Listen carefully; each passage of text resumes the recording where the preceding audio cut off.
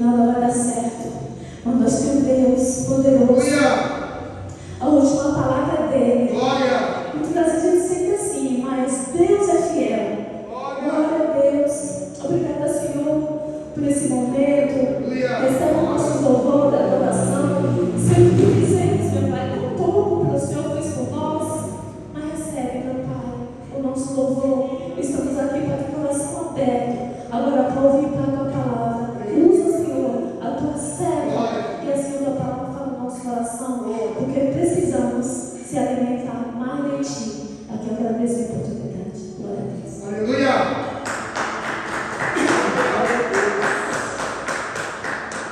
Glória a Deus. Aleluia. Essa é a igreja da paz do Senhor. Amém! Está um pouquinho rouco, irmãos. Glória a Deus. Mas vamos caminhando, né? Livro 1 Coríntios, capítulo 16, versos 7, 8 e 9. Glória a Deus. Primeira carta de Paulo aos Coríntios. 16, versos 7, 8 e 9. Aleluia.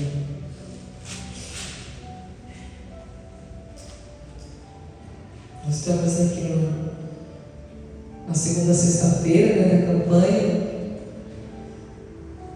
E Deus, irmãos, para estar convidando, né, o povo para a minha igreja, compartilhando o banner. Que às vezes quando a gente coloca lá o banner de campanha, o povo se interessa em vir, amém? Então vamos compartilhar e chamar o povo para mim. Aleluia. Todos acharam? Que diz assim: porque não vos quero agora ver de passagem, mas espero ficar convosco algum tempo, se o Senhor permitir. Ficarei, porém, em Éfeso até o Pentecostes, porque uma porta grande e eficaz se me abriu, e há muitos adversários. Amém? Até aqui, louvado seja Deus. Nós estamos diante dessa carta. Este homem, né, Paulo, o apóstolo Paulo, um homem ousado na fé, que no momento que se converteu ao Senhor Jesus, nós vimos grandes prodígios e maravilhas através da vida deste homem, que é chamado o apóstolo dos judeus. E eu ministrei lá no Tucuruvi sobre essa campanha também de portas abertas.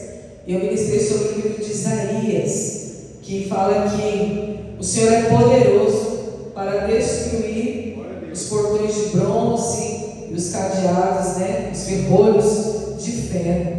E aqui nós estamos diante também de uma declaração de Paulo. Essa carta ele escreve à igreja de Corinto, porém ele diz que vai ficar em Éfeso. Então essa porta grande e eficaz se encontra na cidade de Éfeso. Éfeso era uma cidade idólatra, irmãos, onde tinha ali a deusa da fertilidade, a deusa Diana, que era uma deusa que aquele povo adorava.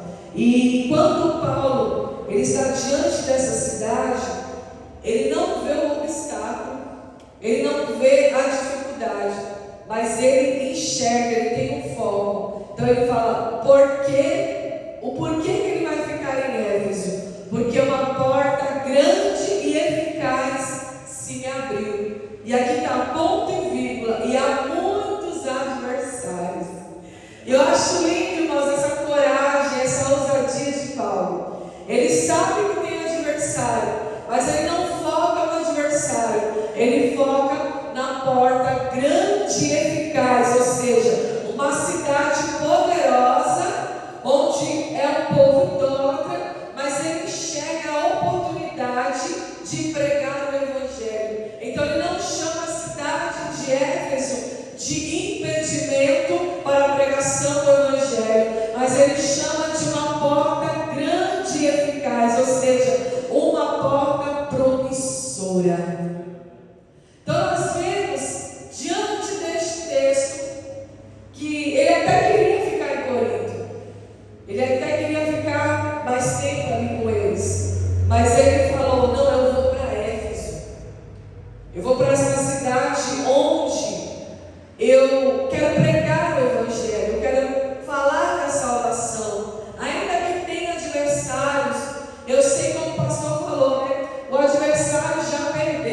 Porque quem é o adversário da nossa alma, irmãos? Perto de Jesus, do nosso Salvador, daquele que venceu a morte, daquele que venceu todos os obstáculos para nos dar a salvação. Então, quando ele fala dessa porta grande e eficaz, Paulo está falando de uma grande salvação, aleluia. Salvação, irmãos. Pastor falou aqui de salvação, pastor Paulo falou aqui de nos revestirmos da armadura de Deus. Então, não é porque tem porta aberta, porta grande, que não vai ter adversário, mas a Bíblia nos ensina, irmãos, onde colocar o nosso foco. Aleluia. Eu não posso focar no adversário, eu não posso focar nas adversidades, eu não posso focar, irmãos, nas dificuldades, mas eu tenho que focar nas oportunidades. Deus nos dá oportunidade. Então, Paulo vê como uma grande oportunidade, e porta fala de oportunidade. Quando a gente ora por porta aberta, quando você está em busca de uma porta de emprego, você está em busca de uma oportunidade.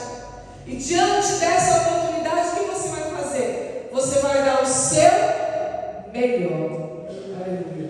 Quando você tem uma oportunidade, é para isso que funciona. Dê o seu melhor. Eis a oportunidade, né? Eis a chance agora. Faça o teu melhor, porque a porta está aberta. É uma porta eficaz, grande e eficaz, ou seja, algo que vai acontecer rápido, né? Que é eficaz, é rápido, aleluia. Então você tem chance e oportunidade para fazer o seu melhor, mesmo tendo ciência de que há adversários. E às vezes é bom ter adversário, né? Às vezes é bom ter uma lutinha, né, nas nossas vidas, irmãos. Às vezes é bom ter um contratempo nas nossas vidas, porque isso nos faz enxergar o quão é maravilhoso obedecer a palavra de Deus, entrar no propósito de Deus e viver pela fé. Glória a Deus. Porque Paulo aqui está mostrando a fé, a ousadia da fé. Então, essa porta, ele fala, me abriu, ou abriu para mim. Ele entende que a porta é para ele. Ele entende que a oportunidade é para ele. Ele entende que ele está apto, que ele tem todas as habilidades para mostrar o seu melhor diante dessa oportunidade. Então Deus está falando, a porta se abre para você. Não é para outro, não é para outra, não é para os ímpios, não, é para você. Porque uma porta grande e eficaz se abriu para mim. Nós temos adversário. Quando a gente olha na Bíblia, na história do comandante Naamã, nós vemos que ele teve uma grande oportunidade. Dentro da casa dele havia uma criada, e ela sabia o que se passava dentro daquela casa.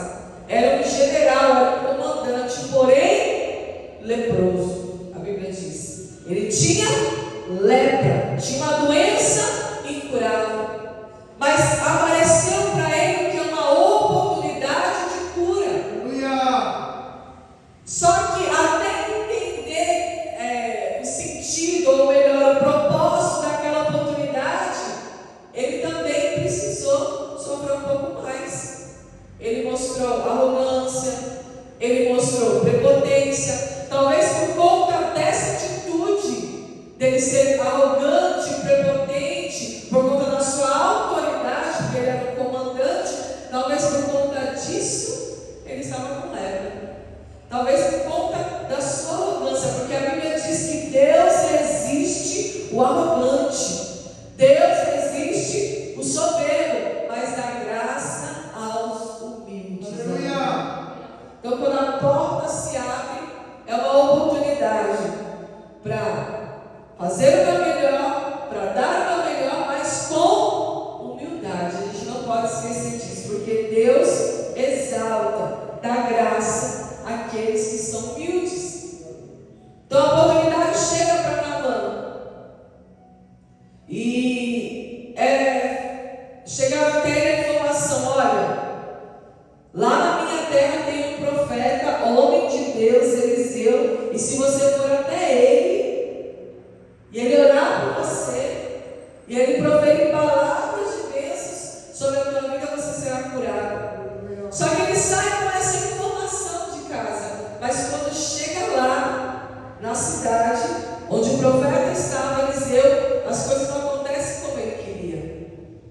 Ele nem chega até o profeta. É dado uma ordem, olha, manda ele lá no rio e se lavar 7 vezes. E era um rio que ninguém gostava de entrar. Era um rio considerado sujo, poluído. Então ele olha para si, ele não vê a oportunidade, ele não foca na oportunidade, ele foca no obstáculo, na dificuldade. E é isso que nós precisamos entender, irmãos. Deus tem portas abertas, sim, para as nossas vidas. Deus tem grandes oportunidades para nós, principalmente para pregar o Evangelho, para levar a salvação, para levar a cura. Aleluia. Então a Bíblia diz que ele se torna arrogante, não, porque eu não vou mergulhar neste rio, não, porque eu não vou entrar nessas águas. E ele começa a ir embora. Aí vem o servo do profeta e fala: não, vai até lá, homem. Vai que você vai receber a tua cura. E ele teve que mergulhar 7 vezes. Não foi uma, irmãos, foram 7 mergulhos, aleluia. E no 7º mergulho, a Bíblia diz que quando ele sobe, ele está curado. Ele precisou ser quebrado, porque a Bíblia diz, já falei aqui, Deus resiste ao soberbo, ao arrogante. Então precisa ter humildade para vencer. Quem tem humildade tem portas abertas, pode ter certeza. Quem tem humildade, irmãos, Deus não só abre, mas Ele escancara as portas diante de você, diante da sua vida. E pode ser uma porta de emprego, pode ser uma porta de cura, pode ser uma porta de restauração, pode ser uma porta de perdão, aleluia. Ele tem a chave, glória a Deus. Ele tem o poder de abrir a porta diante de você, porque Paulo estava com sede de pregar, Paulo estava com sede de almas, sede de ganhar almas, sede de levar a salvação. Quando ele olha para Éfeso, ele fala: vou ficar lá até o dia de Pentecostes, aleluia. Porque eu vejo essa porta grande e eficaz, mesmo que tenha adversários, porque sempre vai ter, irmãos. Sempre vai ter. Seja na saúde, seja no relacionamento, seja no trabalho, seja em qualquer área, sempre nós vamos ter adversário. Porque nós estamos em luta, nós estamos em guerra, nós estamos andando na contramão do mundo, nós não nos amoldamos ao padrão do mundo, mas agora nós possuímos o que? A mente de Cristo. Então as dificuldades vêm tanto para o justo quanto para o ímpio, mas eu preciso agora ter uma visão, aleluia, e uma visão de fé, glória a Deus, uma visão ampla, a visão de Cristo, a visão de Deus, a mente de Cristo, a mente de Deus. Tem adversário, mas a porta é grande e eficaz, é promissora, aleluia. Quando você entra no trabalho, você se alegra porque a porta abriu. Mas quando você começa a ir trabalhar, você começa a ver as adversidades, né? Aleluia. Nós temos adversários dentro também do ambiente de trabalho, não é assim? Às vezes uma pessoa que não vai muito com a sua cara, não tem muita afinidade, né? Ou não dá certo, ou pensa diferente. Mas eis aí a oportunidade para você se mostrar um verdadeiro cristão. Aleluia. Para você se mostrar um verdadeiro pequeno Cristo, né? Que é o significado da palavra cristão. Aleluia. E também eu separei uma palavra em 2 Crônicas.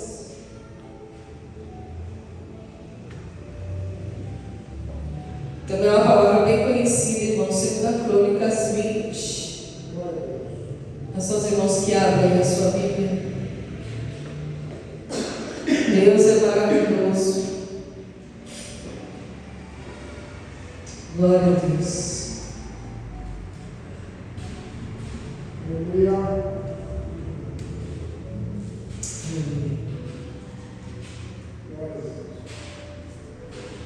2 Crônicas 21. Nós vamos ler do 1 ao 12 por enquanto.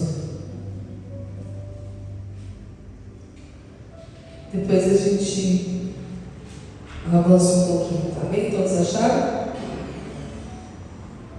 O título diz assim: Deus concede a Josafá vitória sobre os seus inimigos. E sucedeu que depois disto, os filhos de Moabe e os filhos de Amon, e com eles outros dos amonitas, vieram à peleja contra Jeosafá. Na sua Bíblia está Josafá ou Josafá? Na minha está Jeosafá. Não estou lendo errado, meu irmão, está escrito assim. Deve ser a tradução, né? Então vieram alguns que avisaram a Josafá, dizendo: vem contra ti, que igreja, uma grande multidão da além do mar da Síria. E eis que já estão em Hazazon Tamar, que é em Gede. Então Josafá temeu e pôs-se a buscar o Senhor, e apregou jejum em todo Judá. E Judá se ajuntou para pedir socorro ao Senhor. E Judá se ajuntou para pedir socorro a quem? Ao Senhor. Também de todas as cidades de Judá vieram para buscar o Senhor. E pôs-se Josafá em pé na congregação de Judá e de Jerusalém, na casa do Senhor, diante do pátio novo, e disse: Ah, Senhor Deus de nossos pais, porventura não és tu Deus dos céus? Não és tu que dominas sobre todos os reinos das nações? Na tua mão há força e potência, e não há quem te possa resistir. No 7. Porventura, ó nosso Deus, não lançaste fora os moradores desta terra de diante do teu povo Israel? E não deste para sempre a descendência de Abraão, teu amigo? E habitaram nela e edificaram-te nela um santuário ao teu nome, dizendo: se algum mal, presta atenção no 9. Quero que você preste atenção no 9, amém? Se algum mal nos sobrevier, espada, juízo, peste ou fome, nós nos apresentaremos diante desta casa e diante de ti, pois teu nome está nesta casa, e clamaremos a ti na nossa angústia, e tu nos ouvirás e livrarás. Agora, pois, eis que os filhos de Amon e de Moabe, e os das montanhas de Seir, pelos quais não permitiste passar a Israel, quando vinham da terra do Egito, mas deles se desviaram e não nos destruíram, eis que nos dão o pago, vindo para lançar-nos fora da liderança que nos fizeste herdar. Ah, nosso Deus, porventura não julgarás? Porque em nós não há força perante esta grande multidão. Olha o que Josafá diz: em nós não há força perante esta grande multidão que vem contra nós. Não sabemos o que fazer, porém os nossos olhos estão postos em ti. Não sabemos o que fazer, porém nossos olhos estão postos em ti. Há uma porta grande e eficaz que se abriu, e há muitos adversários. Não sabemos o que fazer. A multidão é grande, mas os nossos olhos estão postos em ti. Vou apregoar o jejum, vou reunir a congregação, vou clamar a Deus, vou buscar a Deus, vou orar a Deus, vou trazer à memória aquilo que pode me dar esperança. Aleluia. Aí está o segredo, irmãos. Qual que era a porta de Josafá? Vencer a guerra. E notamos que a resposta de Deus é tremenda. Por quê? A oração que Josafá faz aqui é uma oração para que Deus se lembrasse das suas promessas. E quando nós temos essa comunhão com Deus, a oração mais legítima que existe, irmãos, é essa: Senhor, lembra-te das tuas promessas.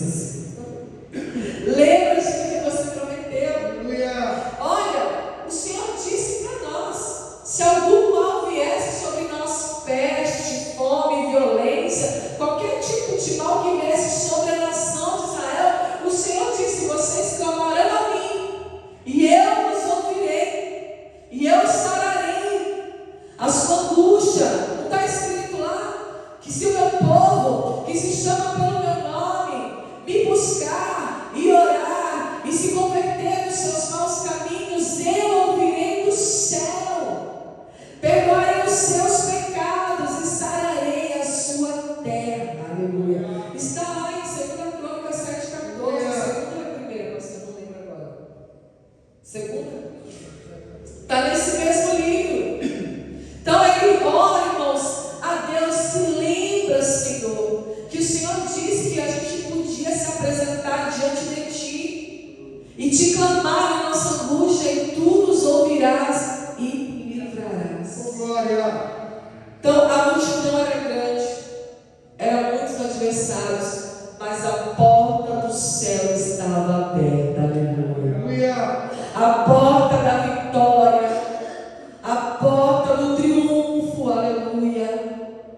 A porta, irmãos, do Todo-Poderoso. Nós estamos diante de um céu aberto. O céu está fechado para nós. O céu está aberto. Não é tremendo isso, irmãos? Que oração poderosa. E olha o que diz o 14. Acompanhe comigo. Aqui, ó, a Bíblia diz que no 13, todo Judá estava em pé perante o Senhor, crianças, mulheres e filhos. Todos se ajuntaram diante de Deus. A multidão era grande. Eles vinham de Moabe, os filhos de Amon, vinham das montanhas de Seir. Deus não havia permitido que eles passassem para Israel quando eles vieram da terra do Egito, mas deles se desviaram e não destruíram. Deus teve misericórdia desse povo outrora, mas agora eles estavam vindo para destruir o rei e o povo. Todos se levantaram, até as crianças, irmãos. Eu fico imaginando a cena, eu fico lendo a palavra de Deus, eu fico imaginando a cena. Que oração poderosa, é a oração que faz o Senhor lembrar de suas promessas. Essa é a oração que funciona. Porque, irmãos, Deus não volta atrás da tua palavra. A Bíblia diz que Ele não é homem para que minta, nem filho do homem para que se arrependa. A Bíblia diz: eu sou o Senhor e não mudo, aleluia. A Bíblia diz também que Ele é o mesmo ontem, hoje, para sempre. Então nós podemos revogar ao Senhor as suas promessas. E quando eles se ajuntam, clamam a Deus e entendem: não há o que fazer, não sabemos o que fazer, porém os nossos olhos estão postos em Ti. Aí está o segredo da fé. Quando você não sabe o que fazer, a fé é a tua resposta.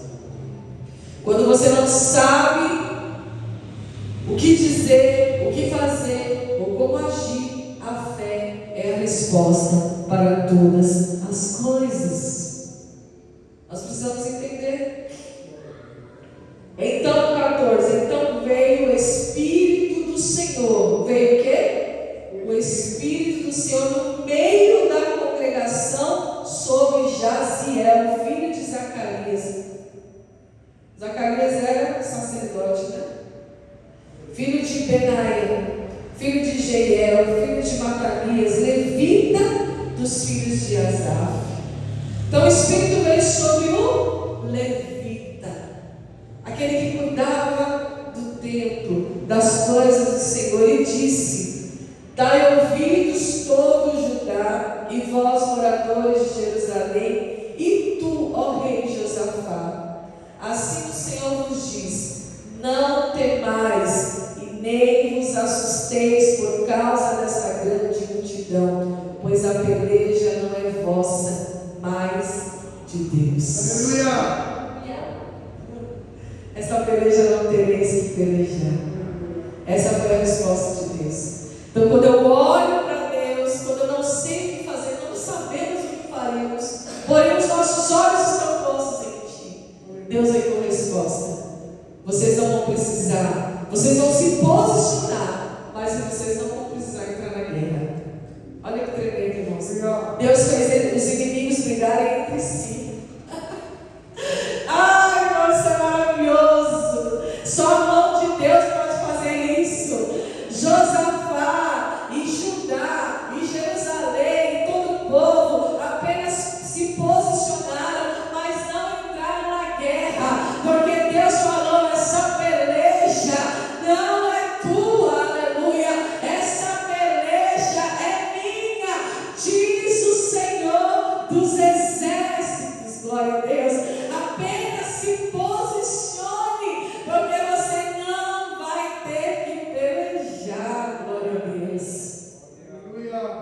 Eles começaram a brigar entre si, irmãos, e eles mesmos se acabaram entre eles.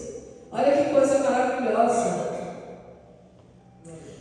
No 16: amanhã descereis contra eles, e eis que sobem pela ladeira de Ziz, e os achareis no fim do vale, diante do deserto de Jeruel. Nesta batalha não tereis que pelejar. Postai-vos, ficai parados, se posicionem e vejam a salvação do Senhor para convosco, ó Judá e Jerusalém. Não temais, nem vos assusteis. Amanhã saios ao encontro, porque o Senhor será conosco. Então, quando nós deixamos Deus fazer o que Ele tem que fazer, não colocamos as nossas mãos, nós vemos o Senhor agir. Aleluia.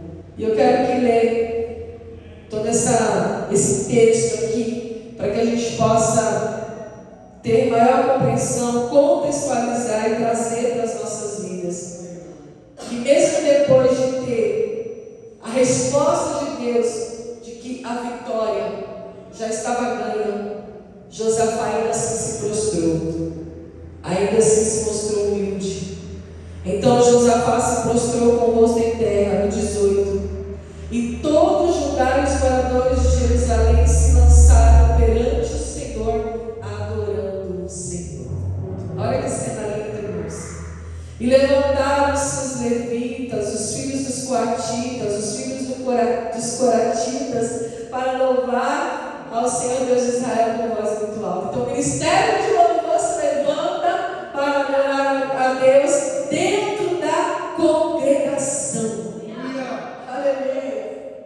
E pela manhã cedo, eles se levantaram e saíram ao deserto de Tecoa. E saíram Josafá. E ao sair, Josafá se põe de pé e disse: ouve-me, Judá, vós, moradores de Jerusalém, crede no Senhor vosso Deus e estareis seguros. Crede nos seus profetas e prosperareis. Aleluia.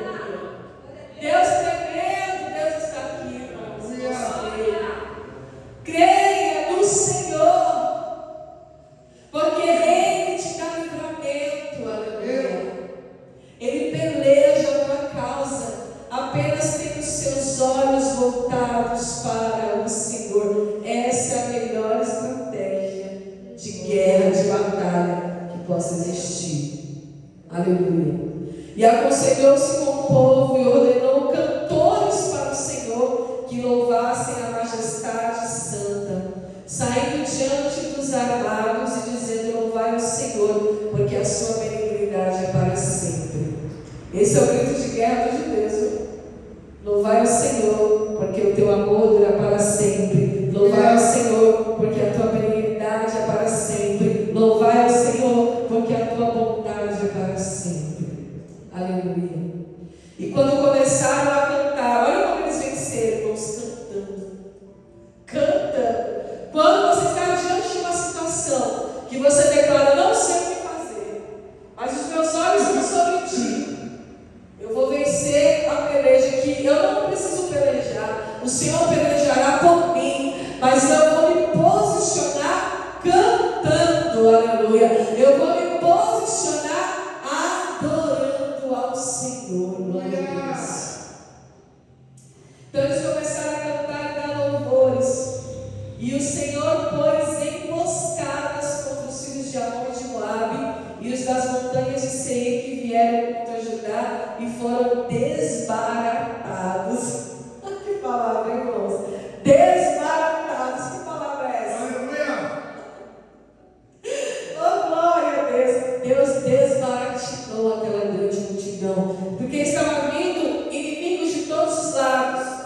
Inimigos de Amon, da parte de Amon, da parte de Moabe e também das montanhas de Seir. Então Deus uniu esses três inimigos e colocou emboscada entre eles. Olha o que Deus fez, irmãos.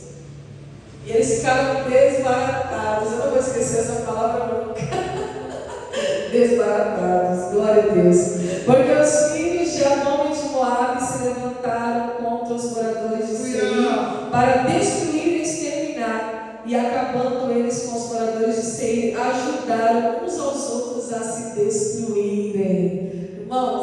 Essa palavra, eu sou apaixonada por essa palavra, ela é muito gloriosa. Deus é tremendo, irmãos. Vamos até o 37.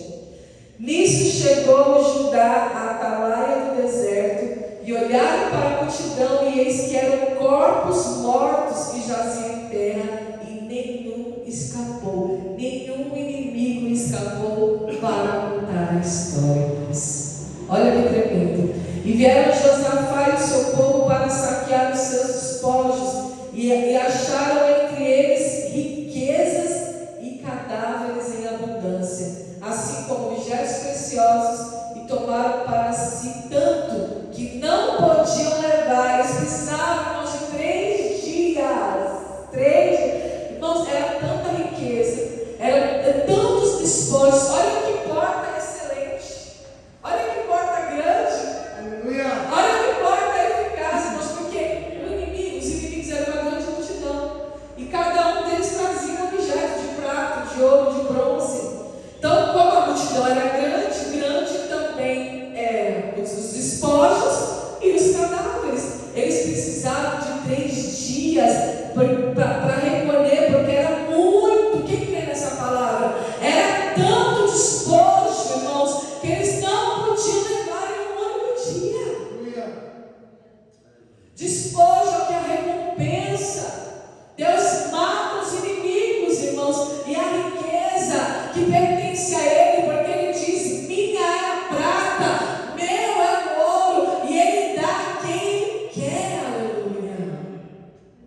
É tremendo, irmãos, o que Deus fez aqui. Ao 4º dia, eles se ajuntaram no vale de Beraca, pois ali louvaram o Senhor.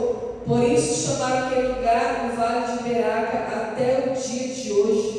Então voltaram todos os homens de Judá e de Jerusalém, e Josafá à frente deles. Tornaram a Jerusalém com alegria, porque o Senhor os alegrara sobre os seus inimigos. Só Deus faz isso, irmãos. E vieram a Jerusalém com saltérios, harpas, trombetas para a casa do Senhor. E veio o temor de Deus sobre todos os reinos daquelas terras, ouvindo eles que o Senhor havia pelejado contra os inimigos de Israel. Deus peleja por nós, destrói nossos inimigos, enche a nossa boca de bens, enche nosso coração de alegria, e ainda as nações que ouvem falar, as terras que ouvem falar desse Deus, passam a temer pelo poder deste Deus, irmãos. Deus é Deus e não há outro, aleluia.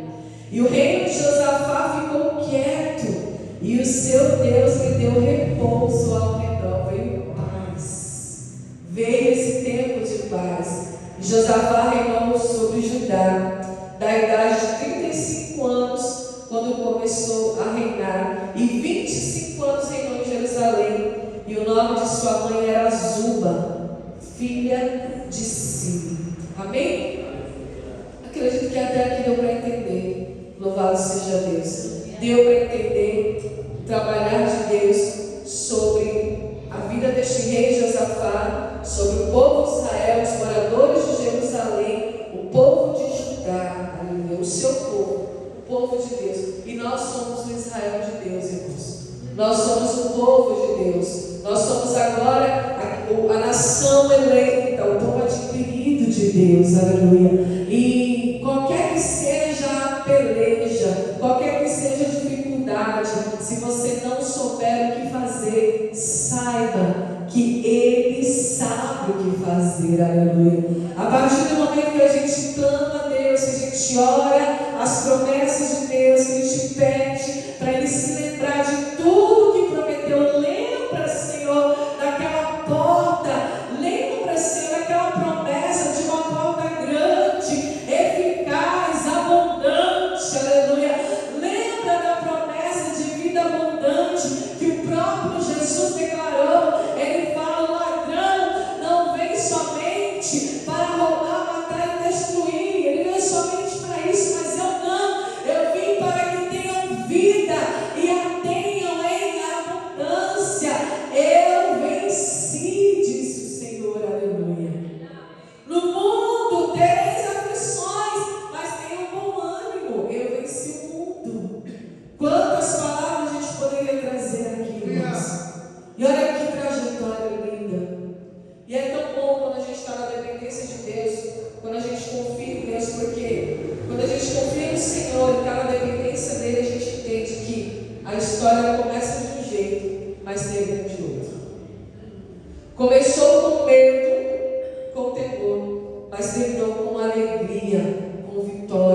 com triunfo. Aleluia. Então saiba que o mesmo Deus que nós vemos aqui, o Deus de Josafá, o Deus de Abraão, o Deus de Isaac, o Deus de Jacó, o Deus de Paulo, é o teu Deus, aleluia. É o nosso Deus, é o mesmo Deus. Tem adversário, mas tem vitória. Amém? Se tem adversário, tem vitória. Se tem luta, tem vitória. Se tem peleja, irmãos, tem o agir de Deus. Aleluia. Creia no nome de Jesus. Amém? Glória a Deus. Eu já encerrei aqui. Antes de passar para o pastor orar, quero aqui já deixar um testemunho. Os irmãos lembram que eu tive um período ruim de saúde, né? Estive fazendo uma endoscopia ano passado, um ano atrás, e o resultado não foi bom. Até o Gasto falou: mulher, tu não tá boa não, viu? O negócio tá. Mas você vai ficar boa, se Deus quiser, falou o médico. Um médico muito bom lá do posto, muito atencioso, sabe? Preocupado. No meu primeiro exame de endoscopia, tinha dado positivo para H. pylori. Tinha dado, a H. pylori é uma bactéria que se aloja no estômago, aí ela fica presa na parede estomacal e ela causa dores, causa gastrite, causa um monte de doença. E a minha primeira endoscopia tinha dado o positivo para H. pylori, tinha dado gastrite erosiva, tinha dado refluxo esofágico erosivo e tinha dado também umas placas brancas no esôfago, que eu precisei fazer uma biópsia. E o resultado dessa biópsia foi fungos no esôfago. E quando eu levei o resultado para ele chegou a perguntar para mim se eu era portadora do vírus HIV, ou se eu já tinha tido sífilis, alguma coisa assim, ou se eu tinha alguma coisa relacionada a... Como é que se diz o exame? Sorologia. Aí eu falei: não tenho. Eu, inclusive, fiz exame recente, que eu tinha passado na médica, né? De rotina da mulher. E já tinha feito exame recente. Já tive 3 gestações, então teste de HIV já fiz muitos, graças a Deus, né? E não sou portadora. Ele falou: então, porque este fungo, a gente só encontra em pessoas que têm imunidade muito baixa. E quem sabe que a doença do HIV é isso, né? É síndrome da imunodeficiência. Então ela tira toda a imunidade da pessoa. Então a pessoa não morre por causa de HIV, ela morre por causa das doenças que contrai por falta de imunidade. Quem sabia disso? Então um pouquinho de aula de ciência médica, né?